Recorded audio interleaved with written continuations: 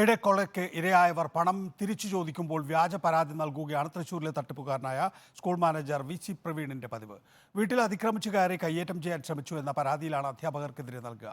ഈയിടെയാണ് അധ്യാപകരായ വൈശാഖിനും സിജിക്കും പ്രവീൺ വക്കീൽ നോട്ടീസ് അയച്ചത്. 8 ലക്ഷം രൂപ മുതൽ 35 ലക്ഷം രൂപ വരെ കൊടുത്ത് 114 അധ്യാപകരെയാണ് 1 രൂപ പോലും ശമ്പളം കൊടുക്കാതെ വി.സി. പ്രവീൺ വഴിയാധാരമാക്കിയത്. തൃശൂർ ജില്ലയിലെ കൂരിക്കുഴി, മച്ചാട്, പള്ളിക്കൽ സ്കൂളുകളിലെ തട്ടിപ്പുകാരനായ മാനേജർ വി.സി. പ്രവീൺ പണം ചോദിച്ചു വരാതിരിക്കാനും പയറ്റുന്നത് പുതിയ തന്ത്രം. പണം തിരിച്ചു ചോദിക്കുന്നവർ വീട്ടിൽ പോയാലും ഇല്ലെങ്കിലും വീട്ടിൽ അതിക്രമിച്ച് കയറി കയ്യേറ്റം ചെയ്യാൻ ശ്രമിച്ചെന്നാണ് വ്യാജ പരാതി ഉണ്ടാക്കുക. ഈ പരാതി കോടതി വഴി മുന്നോട്ട് കൊണ്ടുപോകും. നിയമപരമായി മുന്നോട്ട് പോകാൻ സാമ്പത്തിക നില അനുവദിക്കാത്ത അധ്യാപകർ പണം തിരിച്ചു കിട്ടാനുള്ള വഴിയും അങ്ങനെ ഉപേക്ഷിക്കും. പല പരാതികളും ഭാര്യയെ കൊണ്ടാണ് കൊടുപ്പിക്കുന്നത്. വി.സി. പ്രവീണിൻ്റെ തട്ടിപ്പിൻ്റെ വാർത്ത പുറത്തു വന്നതിന് പിന്നാലെ കൂടുതൽ അധ്യാപകർ പണം ചോദിച്ച് വീട്ടിലെത്തി തുടങ്ങി. കയ്പമംഗലം പോലീസിൽ പരാതി എത്തുന്നതോടെ പോലീസ് മാനേജറുമായി സംസാരിക്കുന്നു. പണം തിരിച്ചു ചോദിച്ച പലർക്കും ജൂണിൽ തിരിച്ചു നൽകാം എന്നാണ് വാഗ്ദാനം. പക്ഷേ അതുവരെ മാനേജറെ വിളിക്കുകയോ വീട്ടിൽ പോവുകയോ ചെയ്യരുതെന്ന് നിർദ്ദേശമുണ്ട്. പണം തിരിച്ചു ചോദിച്ച് വീട്ടിൽ പോയ 3 അധ്യാപികമാർക്കെതിരെയും കഴിഞ്ഞ ദിവസം കോടതി വഴി പ്രവീൺ നോട്ടീസ് നൽകി. മാനേജറെ ചോദ്യം ചെയ്യുന്ന അധ്യാപകരെ നിരന്തരം സ്ഥലം മാറ്റും, സസ്പെൻഡ് ചെയ്യും. അതിനിടെ റിപ്പോർട്ടർ വാർത്താ പരമ്പരയ്ക്ക് പിന്നാലെ തൃശൂർ DPIക്ക് റിപ്പോർട്ട് നൽകി. മാനേജർക്കെതിരെ നടപടിയെടുക്കണമെന്ന ഫയൽ DPI ഓഫീസിൽ വീണ്ടും സജീവമായിട്ടുണ്ട്. ഒരു തട്ടിപ്പുകാരൻ ചെയ്യുന്നതെല്ലാം 3 സ്കൂളുകളുടെ മാനേജറായ ഈ വി.സി. പ്രവീണും ചെയ്യുന്നുണ്ട്.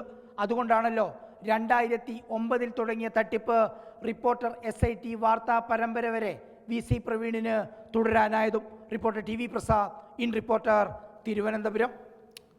TV പ്രസാദ് തുടരുന്നുണ്ട്. TV പ്രസാദ്, കാര്യത്തിൽ സർക്കാർ നടപടികളൊന്നും എത്തിയിട്ടില്ല, എവിടെയും എത്തിയിട്ടില്ല. നികേഷേ, നമ്മുടെ വാർത്തയ്ക്ക് പിന്നാലെ തൃശൂർ DPIക്ക് റിപ്പോർട്ട് നൽകിയിരുന്നു. ആ റിപ്പോർട്ടിൽ കൃത്യമായി അക്കമിട്ട് ഓരോ നിയമലംഘനങ്ങളും പറയുന്നുമുണ്ട്. നമ്മൾ SIT പരമ്പരയിൽ പുറത്തു കൊണ്ടുവന്ന കാര്യങ്ങൾ ഉൾപ്പെടെ 114 അധ്യാപകർ വഴിയാധാരമായതും 221 കുട്ടികളെ ഇല്ലാത്ത കണക്ക് കാണിച്ച് ബോഗസ് അഡ്മിഷൻ ആക്കിയതും ഉൾപ്പെടെയുള്ള എല്ലാ വിവരങ്ങളും ആ റിപ്പോർട്ടിലുണ്ട്. ആ റിപ്പോർട്ട് പരിശോധിച്ചതിന് ശേഷം കഴിഞ്ഞ വർഷം മാനേജർക്കെതിരെ നടപടിയെടുക്കാനുള്ള ഒരു ഫയൽ വിദ്യാഭ്യാസ വകുപ്പിൻ്റെ മുന്നിലുണ്ട്. അതിൽ ഹൈക്കോടതിയിൽ നിന്ന് നിലവിൽ സ്റ്റേയും കിട്ടിയിട്ടില്ല. നിലവിലെ സാഹചര്യത്തിൽ വി.സി. പ്രവീണിനെതിരെ നടപടിയെടുക്കാനും കഴിയും. ആ ഫയലിൽ നടപടിയെടുക്കണമെന്നാവശ്യപ്പെട്ട് ഫയൽ ഇപ്പോൾ മൂവ് ചെയ്തിട്ടുണ്ട് എന്നുള്ളതാണ് വാർത്തയെ തുടർന്നുള്ള ഒരു ഇമ്പാക്റ്റ്. അതിലും വലിയ ഇമ്പാക്റ്റ് എന്ന് പറയുന്നത് ഇപ്പോൾ വി.സി. പ്രവീണിൻ്റെ അടുത്തേക്ക് ജോലി വേണം എന്ന് പറഞ്ഞ് പണവുമായി ആരും പോകുന്നില്ല എന്നുള്ളതാണ്. നമ്മൾ വാർത്ത വരുന്ന ആ ദിവസത്തിൻ്റെ തലേ ദിവസം വരെ പത്രങ്ങളിൽ പരസ്യം കൊടുത്തിരുന്നു.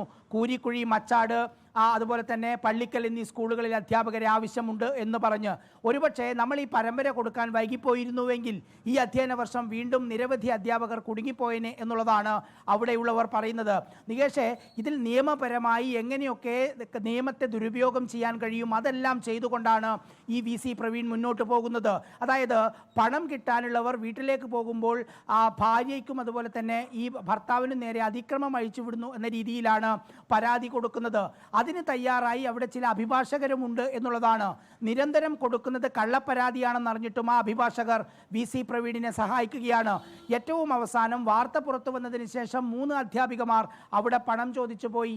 അവർക്ക് 3 പേർക്കെതിരെയും ഇന്നലെയോ മിനിഞ്ഞാന്നുമായി കോടതിയിൽ നിന്ന്, കൊടുങ്ങല്ലൂർ കോടതിയിൽ നിന്ന് നോട്ടീസും വന്നിരിക്കുകയാണ്. ചുരുക്കത്തിൽ ഒരു തട്ടിപ്പ് നടത്തുന്ന ആൾ എന്തൊക്കെ ചെയ്യാൻ പറ്റും അതൊക്കെ തന്നെയാണ് വി.സി. പ്രവീൺ ചെയ്യുന്നത് എന്നുള്ളതാണ് ഇതിൽ ഏറ്റവും പ്രധാനപ്പെട്ട കാര്യം. വിദ്യാഭ്യാസ മന്ത്രി പറഞ്ഞതുപോലെ തട്ടിപ്പുകാരൻ എന്ന് തിരിച്ചറിഞ്ഞതുകൊണ്ട് തന്നെ വിദ്യാഭ്യാസ വകുപ്പ് ഇനി എന്ത് നടപടിയെടുക്കും എന്നാണ് ഇനി കാത്തിരിക്കുന്നത്. ഇനിയിപ്പോൾ അവിടെ പുതിയ രീതിയിൽ പണം വാങ്ങിയുള്ള അഡ്മിഷൻ ഏതായാലും നടക്കില്ല എന്ന കാര്യം ഏതാണ്ട് ഉറപ്പായി. പക്ഷേ വിദ്യാഭ്യാസ വകുപ്പ് ഒരുപാട് കാര്യത്തിൽ നടപടിയെടുക്കേണ്ടതുണ്ട്. നമ്മുടെ സംസ്ഥാന സർക്കാരിന് നഷ്ടപ്പെട്ട ലക്ഷക്കണക്കിന് രൂപ തിരിച്ചു പിടിക്കേണ്ടതുണ്ട്. അതിൻ്റെ നടപടികളിലേക്ക് കടക്കുമെന്ന് നമുക്ക് പ്രതീക്ഷിക്കുകയും ചെയ്യാം. നികേഷ്, TV പ്രസാദാണ് വിശദാംശങ്ങൾ നൽകിയത്.